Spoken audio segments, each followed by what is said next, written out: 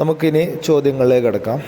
ഒന്നാമത്തെ ചോദ്യം, മൻ ഹുവ കാത്തിബു ഹാദിഹിൽ മക്കാല മിമ്മ ഉഖിദത്ത്. ആരാണ് ഈ ഒരു ഒന്നാമത്തെ ചാപ്റ്ററായ റുബൂബിയ എന്ന ഈ ഒരു ലേഖനം എഴുതിയതാരാണ്? ഇതെവിടെ നിന്ന് എടുത്താണ്?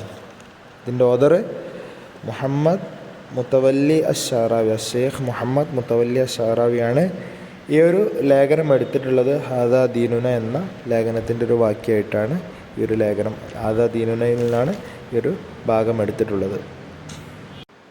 രണ്ടാമത്തെ ചോദ്യം, അശംസു തുഷ്രിഖു അലൽ മുഅ്മിനി വൽ കാഫിരി ലിമ. മുഅ്മിനു വേണ്ടിയും കാഫിറിന് വേണ്ടിയിട്ടും സൂര്യൻ ഉദിക്കുന്നത് എന്തുകൊണ്ട്?